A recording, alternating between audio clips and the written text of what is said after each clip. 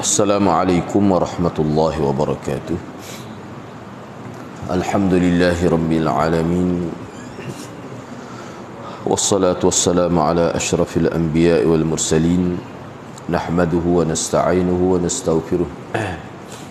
Wa na'udzu billahi min syururi anfusina. Ya.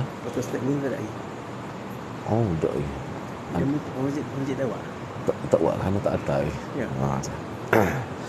ونعوذ بالله من شرور أنفسنا ومن سيئات أعمالنا من يهده الله فلا مضل له ومن يضلل فلا هادي له رب اشرح لي صدري ويسر لي أمري واحلل عقدة من لساني يفقه قولي أما بعد.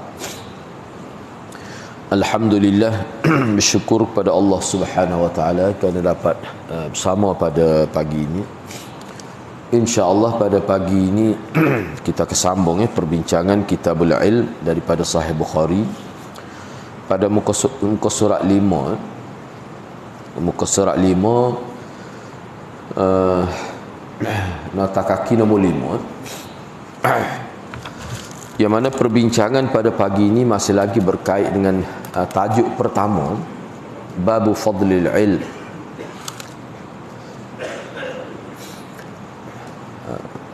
Nota kaki nombor 5 ni berkait dengan ayat Al-Quran yang dibawakan oleh Imam Bukhari rahimahullah pada muka surah 4 tu, boleh tengok di situ lah. Allah amat mengetahui apa-apa yang kamu lakukan.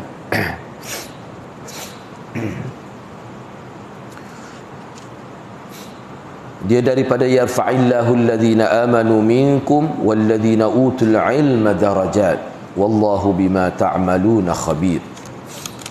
Berkait dengan ayat itu.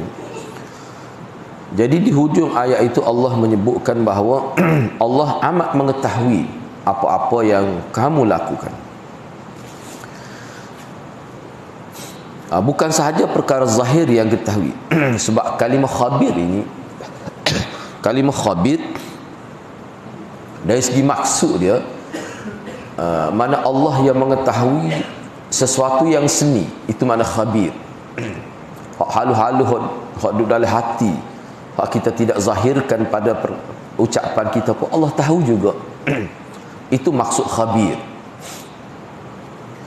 Jadi maknanya maklumat ataupun pengetahuan Allah itu, dia bukan sahaja menyentuh perkara zahir, tetapi Allah juga mengetahui niat seseorang yang ada di dalam hatinya, sesuai dengan perkataan khabir yang digunakan dalam ayat ini.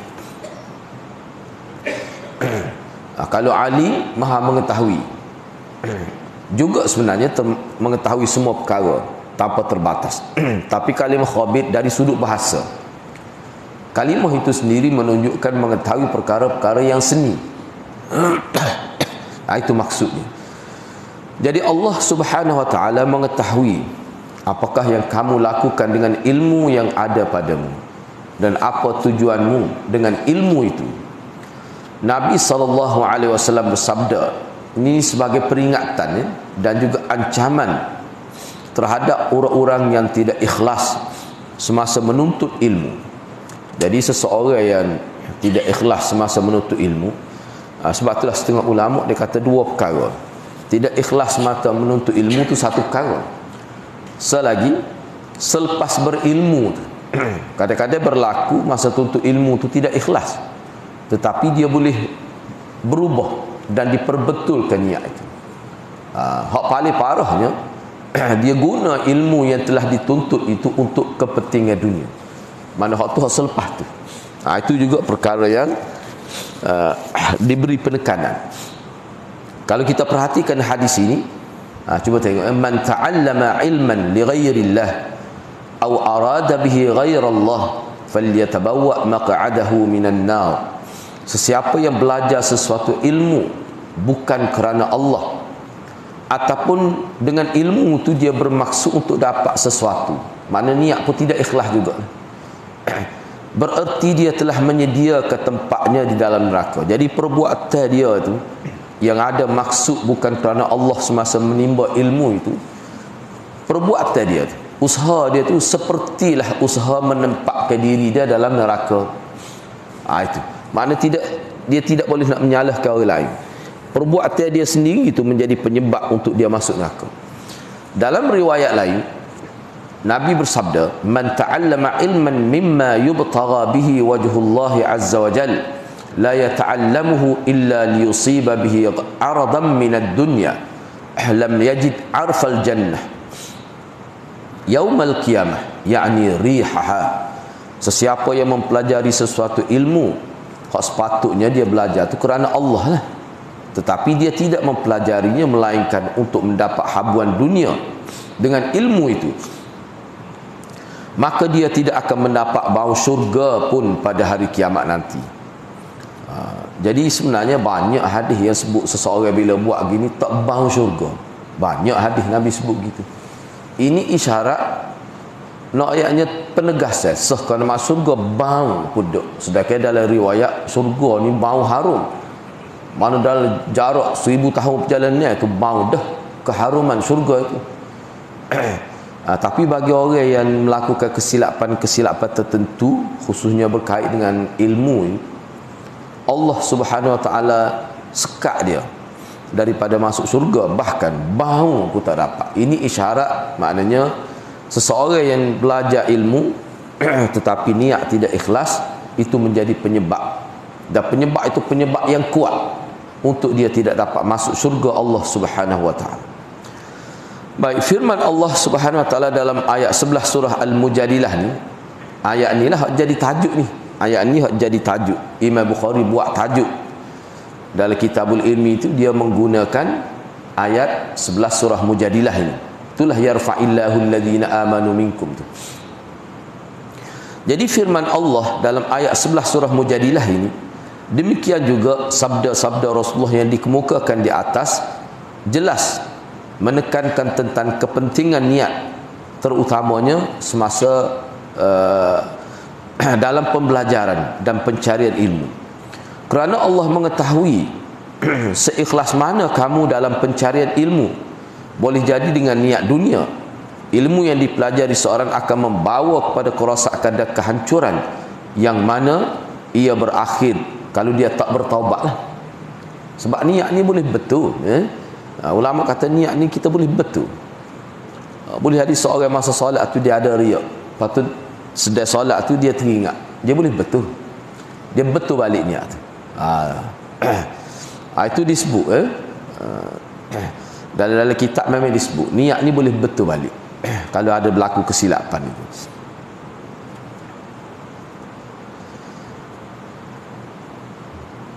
Jadi sebab kalau tidak bertaubat, mana kesan dia bukan sekadar tidak boleh pahala, tidak, tapi kesan dia sehingga membawa kepada seorang itu terjerumus dalam neraka. Na'udzubillahi min dzalik. Mana bahaya.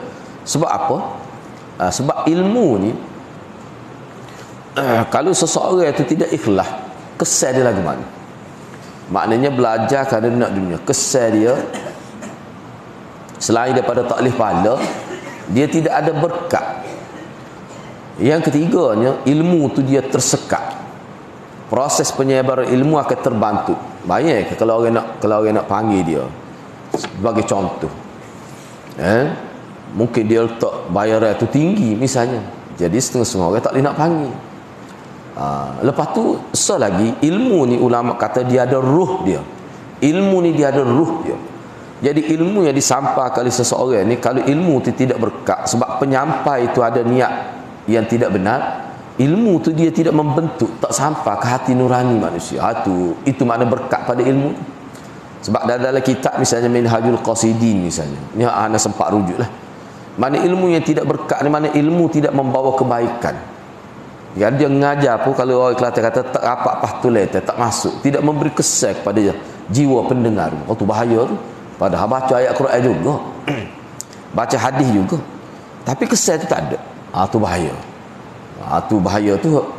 Kalau tenaga pengajar tu tidak ikhlas, ada niat lain, di antara kesan dia. Benar tu tak nampak lah mana tu. Anak murid pun tidak jadi benar dah. Dah anak murid tidak gitu. Tapi kesan tu, tu bahaya. Kalau dia kata tak masing mulut. Itu bahaya. Baik, seterusnya yang keenam.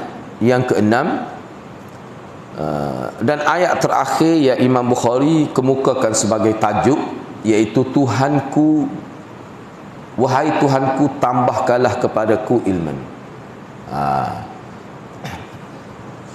Jadi kenapa Imam Bukhari kemukakan ayat ini dalam tajuk dia? Kalau kita perhatikan dia sebut tu, ni doa lah. Sebab tu kita bila kita nak belajar ilmu, nak ngaji Quran, kena baca wa qur rabbi zidni ilma, ataupun rabbi zidni ilma. Tak payah baca, tak apa kul tu. Sebab kul tu arahan daripada Allah. Kul ni makna arahan daripada Allah. Hak suruhnya Allahumma zidni ilma, tu dalam hadis. Allahumma, ya Allah itu zidni ilma, ya Allah tambahlah kepadaku ilmu pengetahuan. Supaya kita nak doa lah. Nak doa kat doa, tak payah baca wa qala rabbukum ud'uni astajib lakum. Tu gong tu baca, tak payah baca tu. Dia tak perlu baca tu. Hak tu arah tu. Supaya kita berdoa. Doa ni kena direct mengaku. Jadi masa kita nak berdoa, tak payah baca tu. Tak ada dalam hadis Nabi baca tu bila nak berdoa. Lepas tu nak baca boleh ke? Mengayak Quran? Boleh. Tetapi termasuk dalam keperluan doa ke tak? Tak ada tu. Baik. Seterusnya, cuba tengok namunnya tu. Jadi Allah Subhanahu Wa Taala mengajar kepada Nabi kita Muhammad sallallahu alaihi wasallam supaya meminta ditambahkan ilmu, tidak perkara lain.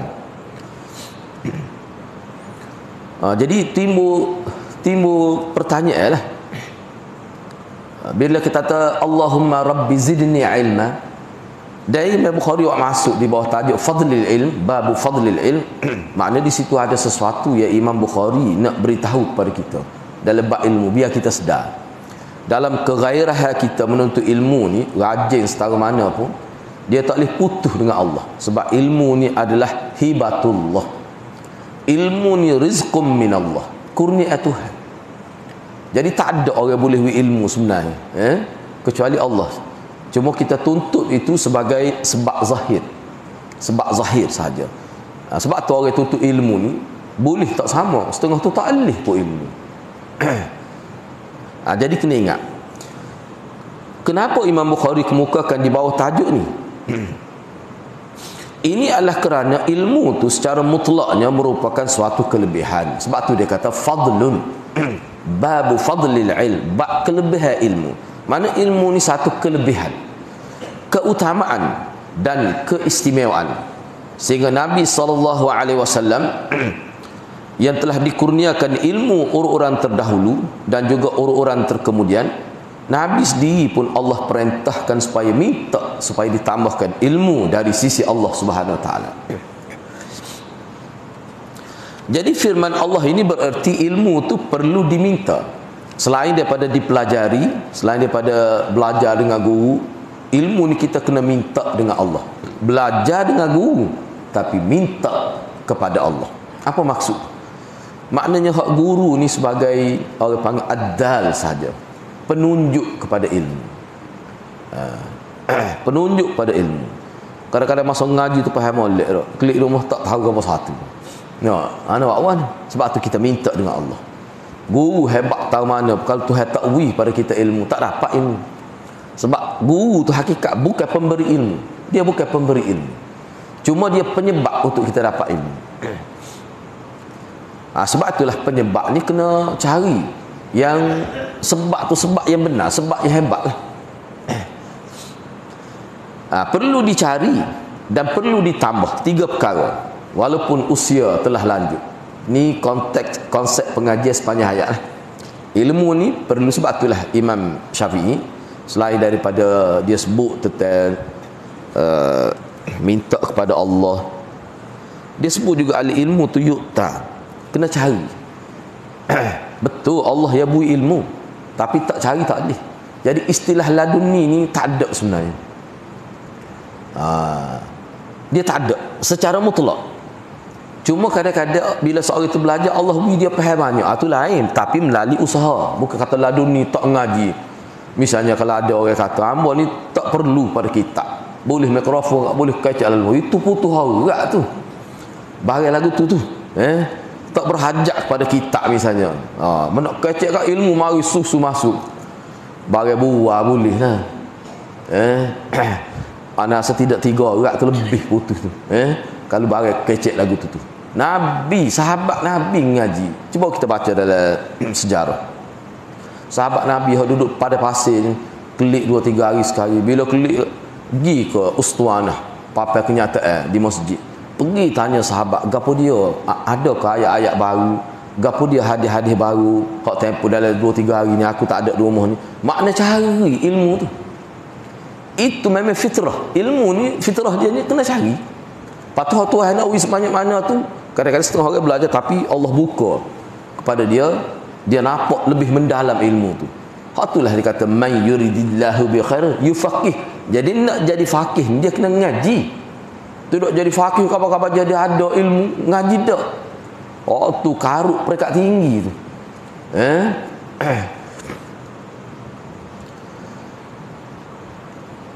Tapi manusia ni bila tak tahulah hana pun tak tahu. Apa jadi siapa tahap tu wallahu a'lam. Payah nak siapa tahap tu. Sebab dia gone ni pun dia ada peringkat dia jugalah. Tu peringkat tinggi. Tu peringkat tinggi. Baik, seterusnya cuba kita tengok ni. Selain itu, ayat ini juga menunjukkan bahawa dalam proses pembelajaran ilmu, seseorang itu tidak boleh lupa dan dia tak boleh tinggal Allah SWT. Sebab seperti mana rezeki lah. Seperti mana rezeki yang lain. Anak rezeki, harta lain rezeki, ilmu ni rezeki. Kita minta Allah beri rezeki. Begitulah juga ilmu kena minta khusus. Sebab itulah setiap kali nak belajar ni banyak doa-doa Nabi ajar. Allahumma allimni mimma jahiltu wa dhakkirni mimma nasitu wa alhiqni bis salihin. Itu antara yang Nabi sebut juga. Ya Allah, ajarlah aku apa yang aku, berilah ilmu pada aku tak tahu lagi. Sebab ilmu ni ada ilmu yang kita tak tahu lagi. Biar kita belajar, biar kita ingat. Bui pada kita. Selagi ilmu yang kita ingat dah dia lupa. Harus kita kata zakirni mimma nasitu. Peringatkanlah ilmu yang aku lupa. Kadang-kadang belajar banyak tak ingat. Kadang-kadang menasah pun tak ingat. Kadang-kadang kitab dia tulis pun tak ingat maklumat dia itu. Tu ya. Tu kelemahan manusia. Sebab tu kita dalam bab ngaji ni kena bergantung kepada Allah. Jangan bergantung pada kitab, jangan bergantung pada waktu sebab sahaja. Sebab cari ilmu lah. Seseorang yang bergantung kepada kepintaran dia untuk dapat rezeki. Kadang-kadang Allah beri, kadang-kadang Allah tak beri. Kadang-kadang orang tak ngaji, buta huruf, kaya raya. Kadang-kadang begitu. Tapi ilmu ni tak. Ilmu ni agak dia lebih istimewa. Dia ada syarat-syarat dia. Baik, waktu tu kita akan belajar dalam tajuk-tajuk akan datang.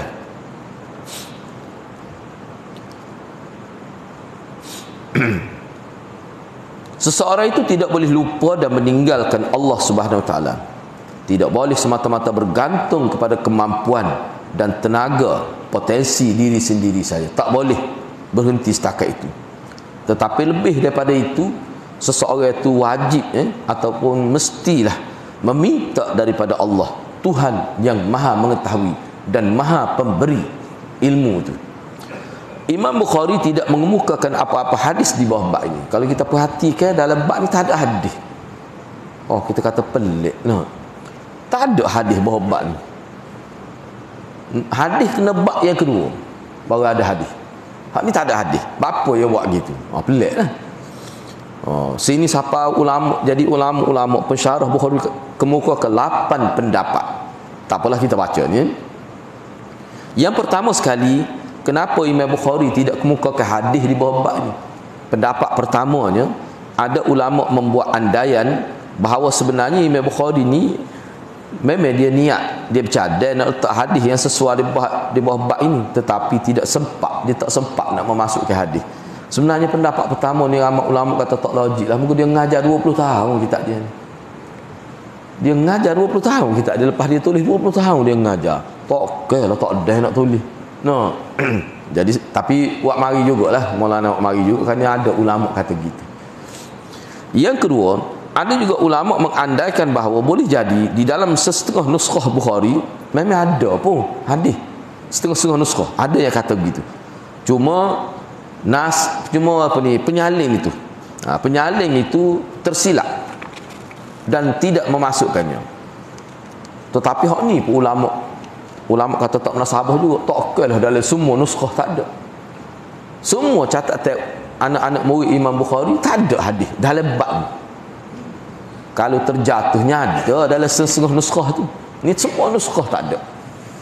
Yang ketiga, ada juga yang mengatakan kerana tidak terdapatnya hadis yang sesuai dengan syarat yang diletakkan oleh Imam Bukhari untuk kitab sahihnya ini, maka beliau tidak mengemukakannya. Namun pendapat ini tidak diterima oleh ulama. Ada kata sebab hadis-hadis yang sebut tentang kelebihan ilmu tak ada siapa menepati syarat Bukhari. Oh, tak munasabah tu. Apa tu? Kerana memang terdapat banyak hadis sahih hak sebut tentang kelebihan ilmu ni, hak menepati syarat Imam Bukhari. Misalnya, ni, man yuridillahu bihi khaira yufaqihu fid din. Sesiapa yang Allah nak seseorang itu baik dalam kehidupan beragama dia, Allah nak kebaikan kepada dia. Allah bui dia faham oleh agama. Walaupun tak alim lah mana, tapi faham. Sanggup mati kerana agama, sanggup segala-gala untuk agama. Tidak alim lah mana. Puspa sahabat Nabi bukan alim semua. Sahabat Nabi ni ramai mana meriwayatkan hadis tak aman. Sehingga kalau ulama nak tulis buku khusus berkenaan dengan sahabat ni pun, paling tidak, walaupun sahabat tu ramai. Misalnya dalam kitab Mausu'ah, Ashabu Rasulillah tu 104 orang. Hak ada kita boleh cerita tentang dia. Hak cerita sikit-sikit tu ada. Ramai mana sahabat tak riwayat pusat hadis pun tak ada riwayat hadis. Tapi buat apa ya sanggup mati kerana agama? Pergi perang tu tak? Tangan putus sebelah, minta lagi nak pergi perang. Nabi kata boleh. Mata buta sebelah, minta lagi nak pergi perang. Nabi kata boleh. Buat apa jadi lagi tu? Mana dia faham agama. Tapi kadang-kadang bila Allah tidak nak kebaik kepada seorang alim tu, jangan kira lah. Boleh PhD kita kata, sampai peringkat tertinggilah pengajian, tahap pengajian tu, tapi tak faham agama. Jadi yufaqih fid din ni sini tidak sebutlah dalam hadis. Kalau dalam perbincangan hadis disebut yufaqih fid din ni maknanya dia bukan berkait dengan kefahaman saja, dia berkait dengan kesanggupan mempertahankan agama. Kalau faham lah, ramai faham di sini ni. Sebab tu yufaqihu fid din ini, sebab kalau nak kira faham tu sendiri bahasa Arab dah. Kenapa kita tepat ke tidak terjemah yufaqih ni? Faham. Sebab tu kalau nak terjemah yufaqih, kalau sini pun diberi ilmu yang mendalam. Dia berkait kefahaman yang mendalam, bukan faham saja. Jadi mendalam tu setara mana mendalam tu? Jadi pensyarah hadis sebut masuk ke dalam hati sehingga boleh merubah kehidupan seseorang. Itu makna kefahaman yang mendalam. Supaya sahabat lah. Itu maksud dia. Baik, hadis ini diriwayatkan oleh Imam Bukhari sendiri. Apa dia tak mari hadis ni? Ini salah satu contoh hadis yang menepati syarat dia. Letaklah hadis ni. Pada hadis ni ada juga dalam Bukhari. Cuma tidak duduk sini. Jadi tak kenalah kalau seorang kata tak ada satu hadis yang menunjukkan kelebihan ilmu yang menepati syarat Bukhari. Sebab tu dia tak masuk di bawah tajuk. Itu tak tepat. Pandangan itu tak tepat. Yang keempat, ada juga setengah ulama mengatakan bahawa kelebihan ilmu yang dimaksudkan itu boleh dilihat pada hadis yang ke-59. Hadis lepas ni. Hadis dalam bab kedua. Hadis dalam bab kedua. Muka surat berapa? Muka surat 9. Boleh kita tengok situ akan datang. Ni kelebihan ilmu disebut dalam hadis 59 pada bab kedua. Alangkah lebihnya ilmu itu sehingga Nabi kata bila diangkat, bila mati, apa ni,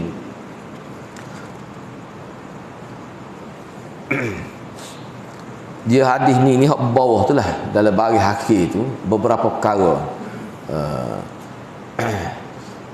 Misalnya idza dhuyyatil amanah fantaziris sa'ah, bila mana amanah itu disia-siakan, Diberi amanah tapi dia tidak tunaikan amanah dia, maka tunggulah saat kemusnahan. Begitulah maksud dia. Begitu juga idza wussidal am ila ghairi ahli, apabila diserahkan tugasan kepada yang bukan ahli. Yang bukan ahli ni apa maksud? Orang yang tak ada ilmu, beri tugas tapi dia tak ada ilmu, tetapi dia tugas dia. Mana ilmu?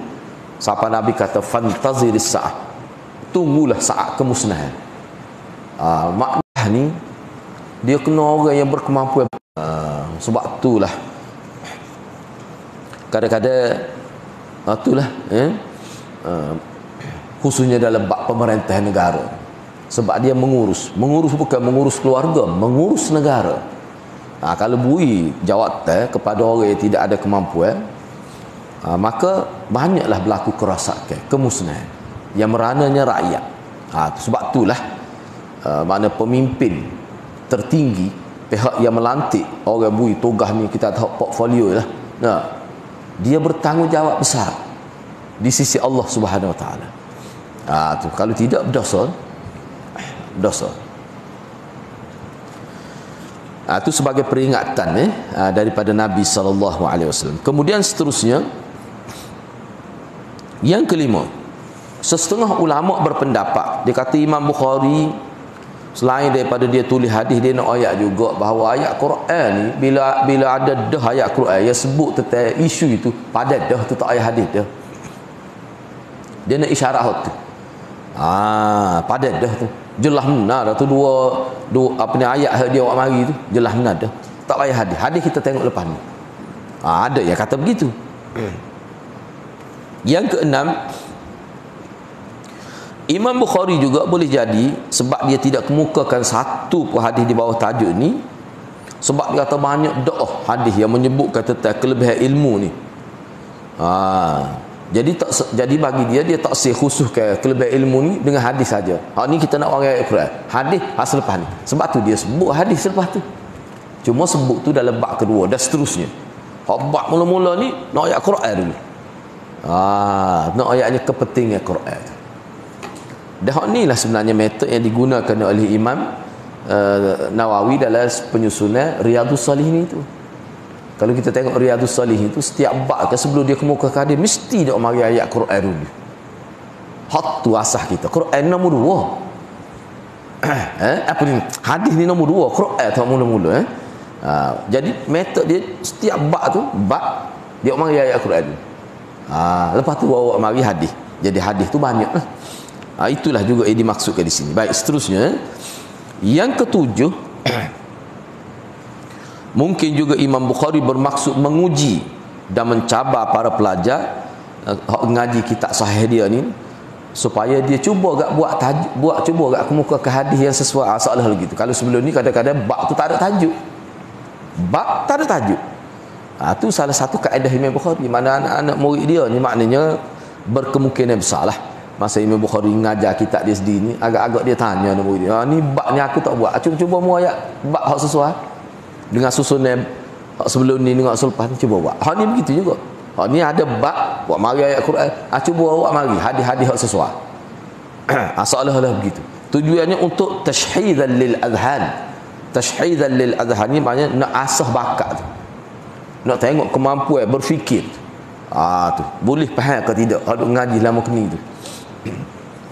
Yang ke-8, boleh jadi juga Imam Bukhari mahu mengisyaratkan bahawa semua hadis-hadis yang terdapat di bawah bab-bab hak selepas ni boleh dijadikan bukti sebagai kelebihan ilmu.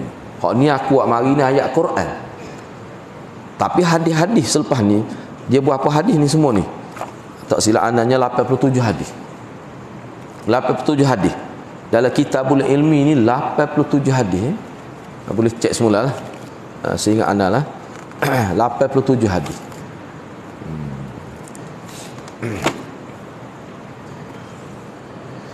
Baik, seterusnya lah. Boleh cek semula Tapi maknanya banyak lah. Jadi maknanya hadis tentang kelebihan ilmu ni ada, cuma sahaja dia tak mari bab tamu ni. Baik, seterusnya kita pergi kepada bab yang kedua. Sekarang ni kita masuk pada bab yang kedua. Babu man su'ila ilman wa huwa mushtaghilun fi hadithi fa atamma al-hadith thumma ajaba as-sa'il Bab orang yang ditanya tentang sesuatu ilmu ketika dia sedang sibuk bercakap. Dia duduk tengah kecek, tiba-tiba ada orang tanya masalah. Dan dia kecek, dia sudah dulu dia kecek tu, dia menyempurnakan bicara dia. Selepas tu baru dia jawab soalan yang ditanya. Jadi apa maksud Imam Bukhari buat mari tajuk? Dia duduk tengah kecek, tak kira lah kecek ke dia. Tiba-tiba ada orang mari tanya. Mari tanya. Apa-apa masalah? Kena jawab lalu ke tak? Ni ayat tak. Jawab lepas ni tak apa. Kalau WhatsApp apa kata ingat begitu. Tengok no. Orang tanya kelih. Tak ada yang jawab. Mungkin kita tengok sibuk. Pakai dak begitu. Sebab itulah dia kita ni kena ramai guru tempat rujuk tu. Kadang-kadang tanya dua guru ni tak respons gabut no. Tanya orang lain. Ada lah tu sebab dia tu. Baik, cuba kita tengok nombor 7. Nombor 7 tu. Tajuk bab sebelum ini, bab pertama ni bab kedua. Tajuk bab sebelum ini iaitu bab yang kedua, menitik beratkan tentang kelebihan ilmu dan keluasan ilmu.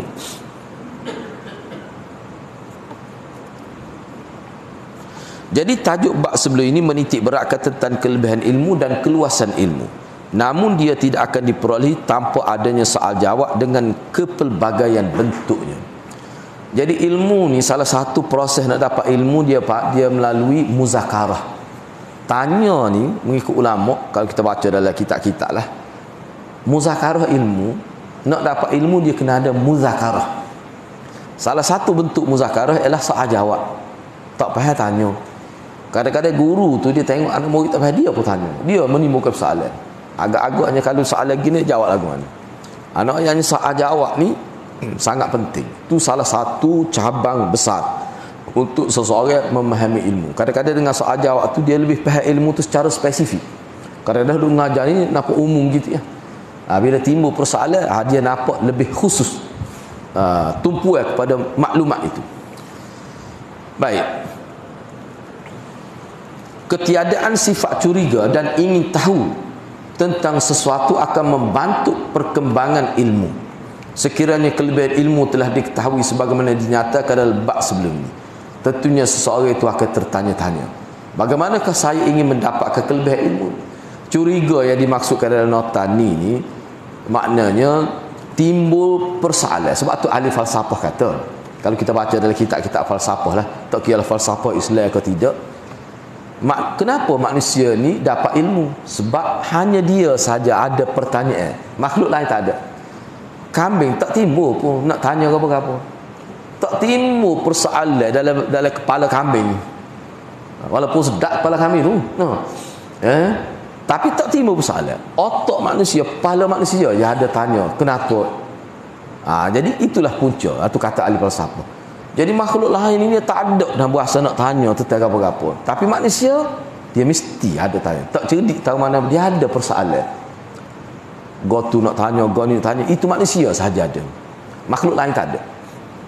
Itu setengah ahli falsafah disebut itu.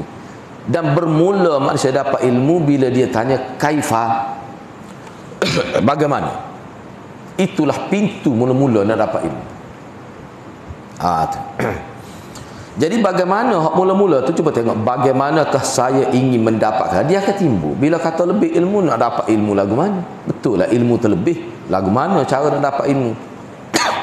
Maka sesuailah dengan tajuk bab ini dan hadisnya yang menceritakan tentang cara-cara untuk mendapatkan ilmu beserta dengan segala kelebihannya. Ia adalah dengan cara bertanya dengan penuh disiplin. Salah satunya tanya. Kalau tak faham tu tanya. Sesiapa yang banyak bertanya maka banyaklah ilmunya. Tu sebenarnya. Imam Bukhari juga ingin mengatakan bahawa kepandaian bertanya, kemahiran bertanya juga merupakan sebahagian daripada ilmu. Jadi kemahiran tanya, timbul persoalan tanya tu kerana ada dah ilmu sebelum tu, itu yang jadi timbul persoalan. Bila ustaz cerita, kita mana kita perhati lagi, timbullah persoalan. Jadi maknanya ilmu sebenarnya yang mendesak seseorang itu bertanya. Sebab tu kalau orang tak ada ilmu langsung tu dia tak tahu nak tanya ke apa. Ataupun tak masuk ke abuk lah perut dia. Hak ngaji tak timbul. Jadi tanya ni ayat penting lah. Sebab tu kita tengok dalam hadis, banyak hadis Nabi dalam bentuk soal jawab. Banyak hadis Nabi dalam bentuk menjawab persoalan sahabat. Banyak hadis Nabi gitu. Baik, Imam Bukhari ingin menyatakan bahawa kepandaian bertanya juga merupakan sebahagian daripada ilmu. Ia dapat dilihat dalam tindakan Nabi SAW terhadap persoalan yang diajukan kepadanya oleh seorang Arab Badui. Tu. Baik, cuba kita ambil, kita baca dulu hadis 59, lepas tu kita sambung balik. Cuba tengok hadis pertama lah, hadis 59 ni hadis pertama dalam Kitabul Ilmi. Cuba tengok muka surat 9. Kita baca tu biar nampak. Hadis 59. Kemudian hadis ni kita bincang semula, sebab dia sah hadis di bawah bab ni. Wa bi qala hadatsana Muhammad bin Sinan qala hadatsana Fulayh wa bi qala hadatsani Ibrahim bin al-Munzir qala hadatsana Muhammad bin Fulayh qala hadatsani Abi qala hadatsani Hilal bin Ali an Atha ibn Yasar an Abi Hurairah qala bainama an-nabiy sallallahu alaihi wasallam fi majlisin yuhaddithul qaum ja'ahu a'rabiyyun faqala mata as-sa'ah فمضى رسول الله صلى الله عليه وسلم يحدث فقال بعض القوم سمع ما قال فكره ما قال وقال بعضهم بل لم يسمع حتى إذا قضى حديثه قال أين أراه أين السائل عن الساعة قال ها أنا يا رسول الله قال فإذا ضيعت الأمانة فانتظر الساعة قال كيف إضاعتها قال إذا وسد الأمر إلى غير أهله فانتظر الساعة. Imam Bukhari dengan sanad telah meriwayatkan hadis ini daripada Abi Hurairah. Kata Abi Hurairah, muka surat sebelah tu. Kata Abi Hurairah, ketika Nabi SAW sedang mengajar orang ramai dalam satu majlis ilmu, tiba-tiba datang pada baginda SAW seorang lelaki di kawasan pendalaman, yakni orang Arabi. Arabi ni orang kampung lah. Ada setengah kitab tu jauh setara mana kampung dia, kadang-kadang seminggu berjalan baru boleh sapa ke Madinah. Tu nak ayat jauh. 3-4 hari ke mana jauh, tak boleh nak mari sama lah. Perjalanan 3 hari pun berat dah. Kalau kita tengok dalam kitab-kitab klasik, setengah-setengah ulama tu dia kata nak boleh musafir ni kena perjalanan 1 hari. Sebab tu dia khilaf ke berapa kilometer. Kalau dalam mazhab Syafi'i kita di pakat pak kita ni berapa? 2 marhalah tu berapa? 87 batu lah. 82 batu. Kalau kira dengan kilometer berapa? 90 lebih kot tu tak? 82 kilo. 82 batu tak? Kilo dia lebih lagi lah. Tak? 89 kilo, lebih kurang gitulah. Sebab dia batu ni dia lebih jauh lagi jarak dia. Baik, tapi setengah-setengah ulama tak.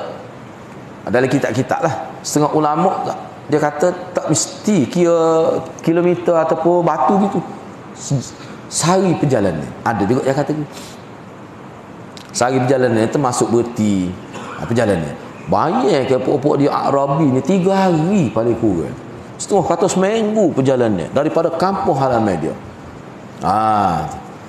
Tiba-tiba Nabi macam tak layak gitu. Cuba kita tengok. Ni kita bincang semula. Ni pun nak ayat hadis dulu. Dia mari jumpa Nabi, orang Arabi ni, nyatanya selalu padahal Nabi duduk tengah mengajar. Dia mari tanya mata sa'ah, bila kiamat? Tanya bila kiamat? Nampak benar Kelantan dia tu. Sebab bila kiamat ni nak? Bila berlaku kiamat tu? Rasulullah tak heran. Rasulullah tu bercakap dengan sahabat. Jadi sebahagian daripada orang yang ada dalam majlis tu kata Nabi tak dengar tu orang Arabi tanya. Nabi dengar. Setengah kata Nabi dengar, tetapi Nabi tak suka dengan pertanyaan. Ada orang kata gitu. Ada pula orang lain kata Nabi, bahkan Nabi tak dengar sebab Nabi duduk tengah fokus kepada sahabat. Masa tu Nabi duduk tengah mengajar dalam majlis, Nabi tak dengar.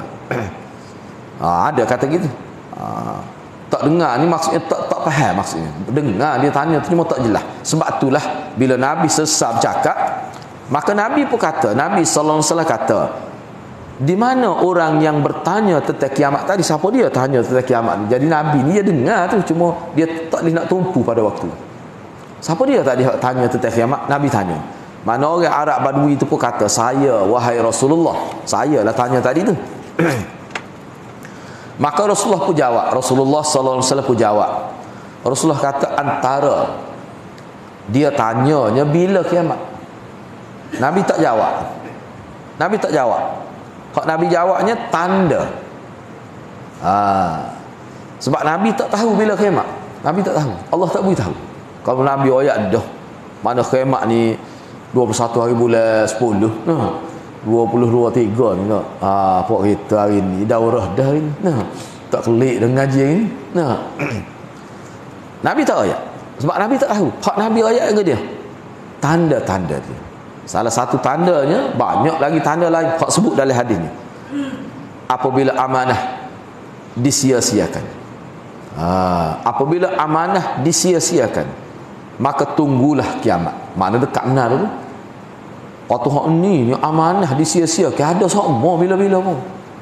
Amanah yang bagaimana? Hak ni kena bincang semula. Ini untuk terjemah. Orang tu tanya lagi, bagaimana tu maksud disia-siakan amanah tu? Saya tak faham Rasulullah. Cuba Rasulullah perjelaskan apa maksud idha'atul amanah tu? Kaifa idha'atuha? Bagaimana maksud menyia-nyiakan amanah tu? Nabi kata apabila diserahkan amanah, tugasan ataupun amanah diserahkan pada orang yang tidak berkelayakan, maka tunggulah kiamat. Setengah ulama kata kiamat di sini maknanya kemusnahan, bukan kiamat besar tu tak. Bukan kiamat hal utuh langit, bumi rosak tak. Hak ni kiamat ni maksudnya kemusnahan. Tapi Nabi guna kiamat. Baik, hak tu kita bincang semula lah. Baik, kita kembali semula kepada muka surat tadi. Muka surat 7 tadi. Baik, jadi kita nampaklah. Baru kita boleh tahu. Jadi hadis pertama yang Nabi kemukakan adalah berkait dengan soalan. Tu ayatnya soalan tu. Dia kan bab kedua ni kan. Bab kedua berkait dengan soalan. Tu. Maknanya seseorang bila dia tanya seseorang, tak semesti orang tu kena jawab selalu. Boleh ada orang tu berada dalam keadaan tak sesuai nak jawab selalu. Dia boleh tangguh ke soalan tu. Apatah lagi kalau kita tak ingat. Misalnya kita tak ingat. Minta maaf lah, bab ni tak cerak lah mana. Minggu depan mau jawab insya-Allah. Boleh, tak ada masalah.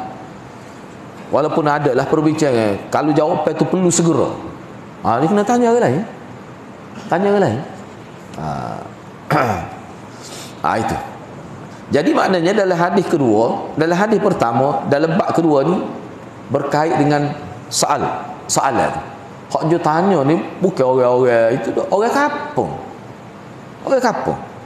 Tapi soalan dia tu soalan yang sangat besar. Tanya tentang bila kiamat. Dan Nabi beri jawapan berguna untuk semua orang. Baik, cuba kita tengok seterusnya. Itulah maksud persoalan tu. Untuk memikul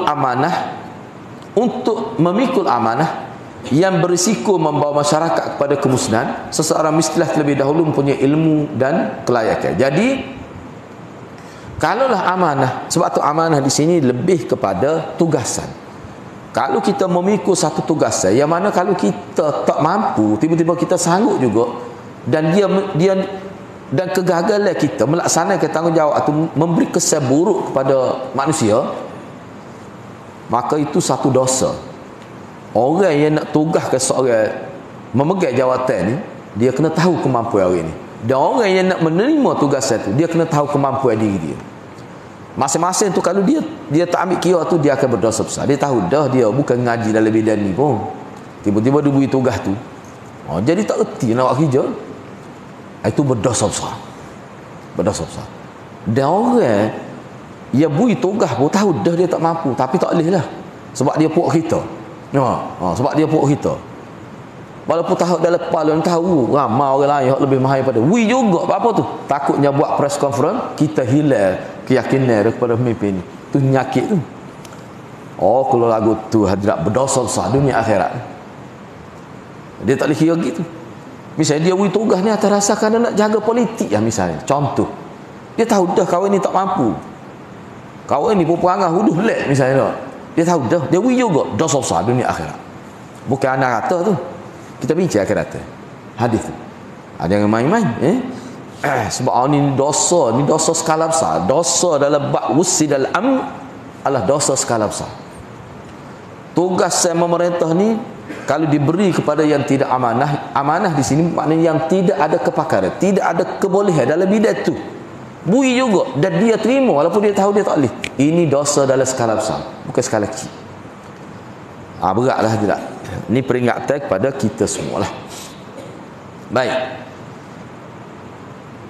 Gitu. Keadaan ini juga secara tidak langsung menunjukkan kebesaran dan kelebihan ilmu. Nak ayatnya seseorang ni bila sanggup sesuatu tugas dalam keadaan dia tidak ada ilmu dalam pelaksanaan tugas tu, itu jadi dosa besar. Siapa Nabi guna bahasa fantaziris sa'ah, tunggu kiamat.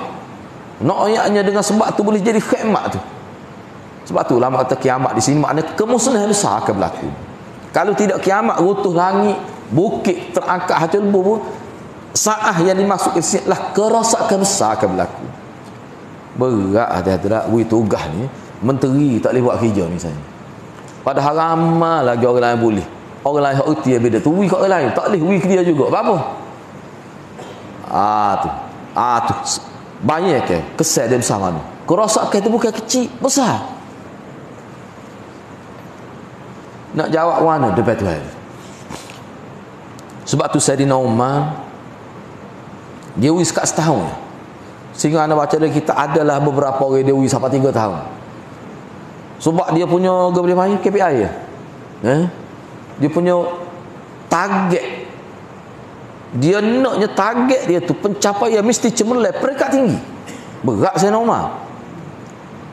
Sebab itulah kalau kita baca sejarah dalam tempoh 12 tahun dia main terama dia tukar dia punya menteri-menteri. Dia tengok setahun tak siapa kesal, setengah tu ada kesal tapi tak siapa target, tak siapa tahap dia nak. Bukan dia pecah tu, maknanya dia beri tugas lain. Mu ambil tugas ni, tak ada ni tugas ni. Apa tu? Sebab dia kata kena tanyanya aku. Allah tanyanya aku. Tu. Sebab apa? Implikasi dia tu berat. Sebab tu anda kata maknanya kesal dia tu, dosa tu skala besar, bukan skala kecil dia. Beratlah. Sebab ini berkait dengan orang panggil rakyat. Kemusnahan tu dia besar. Baik. Adapun perkaitan bab ini dengan bab selepas ni, hak kita duk baca ni, bab ni, adapun perkaitan bab ni, bab yang kedua ni. Bab ke dia? Bila ditanya tentang sesuatu ilmu tu tak mesti jawab selalu. Jawab lepas ni pun boleh. Itu maksud soalan kedua, tajuk kedua tu. Dengan tajuk selepasnya, maka ia terletak pada adanya perbezaan di antara ilmu-ilmu dari sudut kepentingan dan keutamaan. Cuba kita perhati Cuba tengok bab selepas ni. Sebab bab yang kedua ni dia kemukakan satu hadis saja. Walaupun perbincangan tu panjang lah. Cuba tengok muka surat 17. Muka surat 17. Jadi muka surat 6, bab kedua ni, bab tanya. Ada orang tanya tentang ilmu, tapi tak mesti jawab selalu. Itu maksud dia nya. Supaya orang Arab Badui tanya mata sah, Nabi tak jawab lah. Bila selesai Nabi kuliah, baru Nabi jawab. Selesai Nabi kecek, baru Nabi jawab. Baik. Kemudian bab yang ketiga, bab man rafa'a sautahu bil ilm. Bab orang yang angkat suara ketika memberi ilmu. Dia menyampaikan maklumat tapi dengan suara yang lantang. Ketika mana tu? Dalam hadis ni bos ni lah dia sebut Jadi dia sebut sini adapun perkaitan bab ni lah, bab yang kedua ni dengan bab selepasnya pula, maka ia terletak pada adanya perbezaan di antara ilmu-ilmu dari sudut kepentingan dan keutamaan. Hak ni ayatnya menjawab soalan boleh ditangguhkan. Tetapi ada ketikanya ilmu ni perlu disampaikan segera. Yalah kalau nak tahu sini kena tengoklah hadis dia berkait dengan orang yang ambil air semaya. Nabi tengok ada orang ambil air semaya tak rata tumi. tak boleh tangguh tu. Nabi kata selalu, tak ada orang tanya, tak ada orang minta. Nabi tengok, Nabi kata dengan suara yang kuat. Cuba tengok muka surat 19. Muka surat 19. Muka surat 19, cuba tengok. Matan hadis bawah sekali. Wailul lil aqab minan nar. Marratain aw thalatha. Dengan suara yang kuat, bi'ala sautih.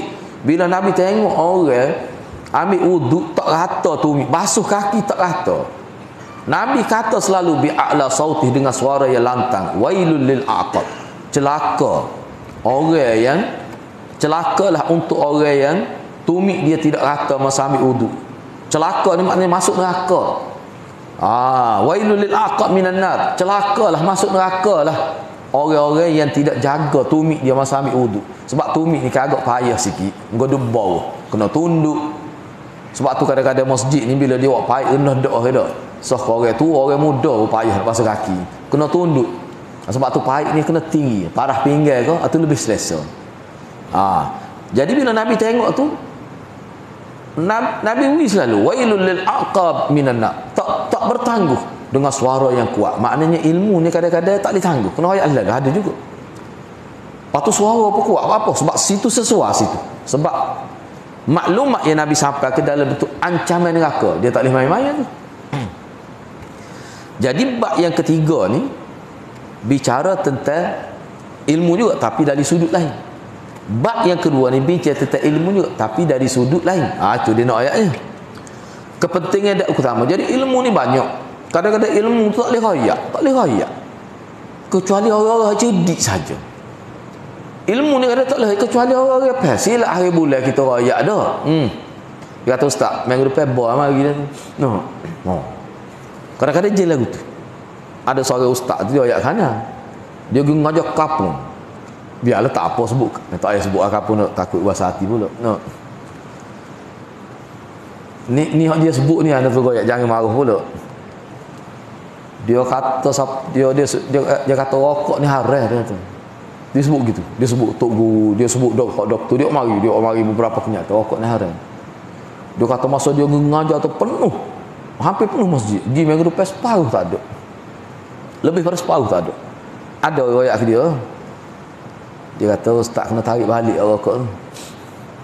Kena tarik balik. Dia kata tak boleh hukum tak tarik balik tu. Noaknya separuh tak ada. Tu daripada situlah dia pemain mikir. Dia tanya ana. Dia kata bagi ana lah. Sebab rokok ni pemahaman kita ni lain. Lepas tu dia hukum haram tidak separuh rokok ni. Jadi kena bui ilmu dulu. Kalau bui gitulah dia kata tak faham. Sebab hak ustaz ngajar bui rokok. Tiba-tiba kita kata begitu. Kata bagi ana kena bui ilmu lain dulu. Kena ajar dulu. Orang kata jolo dia kata. Lepas tu dia rasa pergi ngajar masjid tu dia tu. Sebab ada orang kata suruh tarik balik. Dia kata mana boleh tarik balik tu. Anak ayatnya kadang sebab gini orang kampung ni dia isap rokok ni banyak kebanyakan rokok tua ke rokok gulung diri. Rokok dia mari rokok daun cak terbakar cak kapal terbang tu. Hak tu kalau ikut isuk qadawi hukum tak sama tu. Rokok tu tak sama hukum dia. Sebab tu dalam kitab-kitab fiqh dulu ikut isuk qadawi hak kata itu tu hak tu dia tak ada bahan-bahan seperti rokok baru. Tak ada. Sebab tu kena kata makruh waktu paling tinggi. Tapi rokok lah ni tak boleh. Sebab tu kalau mana nak isap rokok bahan rokok daun gitu ya dulu lah ni. Nak nanti kau berhenti tu. Sebab rokok lah ni dia senara ke mana? 19 muka surat. Ana terjemuh tu artikel dia tu. 19 muka surat. 9 poin. Rokok ni haram ikut Yusuf Qadawi. Dia kata dia tanya habis doktor seluruh dunia. Dia boleh kontak. Doktor di Tanah Arab, doktor di Barat, di Timur. Dia tanya lah. Kalau dia mana dia boleh kontak. Sepakat doktor. Sehingga dia kata walaupun dia tak guna istilah ijma' tapi sepakat doktor rokok ni membahayakan. Sama ada bahaya bersifat segera atau akan datang. Dan sebab dia gini-gini dengan perincian dia. Tu. Dan sebab tu dia sebut kalau rokok dulu satu ketika dia panggil tumbak, tu daun tumbak itu. Tembak tu tembakau lah. Hak tu dulu setengah orang tak ada isi pun daun saja dia ikat. Hak tu tak nak kata haram. Tu. Jadi tapi rokok lah ni dak dah siapa dia nak gulung. Tak ada masa nak gulung tu. Beli itulah yang cerita. Tak apalah. Cuma kadang-kadang kita nak sebut kena tengok keadaan masyarakat. Sebab situ tu boleh katakan kadang-kadang lembu dia isap rokok. No. Dia wiko kambing seokok. Dia kata kambing ni memang dia pada dulu lagi memang isak okok dia tu. Dia letaknya isak kambing mana tengok. Anak kata buat kambing ni buat menahara juga. Dia wiko kambing dia isak okok. Jadi benda tu kena berhati-hatilah. Sebab kadang-kadang setengah perkara ni yang satu perkara dulu hukumnya tidak begitu. Jadi bila kita nak beri pada masyarakat, khusus masyarakat kampung, dia kena berhati-hati. Guru saya pun saya gitu. Kita ajar benda lain dulu. Baik. Gitu ya. Ana ambil sikit lagi buat kita habis sini ya. Ada ilmu yang tidak boleh dinantikan soalan terlebih dahulu. Ada kadang-kadang ilmu tak nanti orang tanya. Jangan kadang setengah ilmu tu tak perlu orang tanya pun. Kita kena kemuka ke jawapan. Kadang-kadang ilmu tu pentingnya, kadang-kadang setengah-setengah ilmu tak perlu orang tanya. Kita kena royak. Semua tadi wailul lil aqabi minan nar. Bila Nabi tengok orang basuh kaki tak itu Nabi kau royak lalu. Tak nanti orang tanya tu. Celaka, neraka bagi orang yang tidak sempurna ke basuh tumit dia tu. Baik.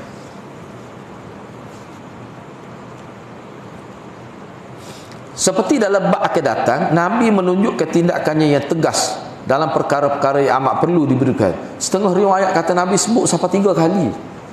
Wailul lil aqabi minan nar, wailul lil aqabi minan nar, wailul lil aqabi minan nar. Celaka, masuk neraka orang yang tidak basuh kaki tak sempurna. Baginda sallallahu alaihi wasallam menyampaikan ilmu tanpa ditanya terlebih dahulu. Bahkan Nabi sebut pula dengan suara yang tinggi, bi'ala sautih, macam tepik lah nak suruh orang dengar. Ada ilmu yang boleh ditangguhkan jawapannya, tidak perlu diberikan segera jawapan itu. Telah masyhur di kalangan pensyarah-pensyarah Sahih Bukhari bahawa sekurang-kurangnya terdapat 4 tujuan Imam Bukhari mengadakan tajuk ni. Baik, tajuk yang kedua ni mengikut pensyarah-pensyarah Bukhari paling kurang ada 4 sebab kenapa Imam Bukhari buat mari tajuk ni. Hak ni kita bincang minggu depan insya-Allah. Kenapa Imam Bukhari buat mari tajuk ni?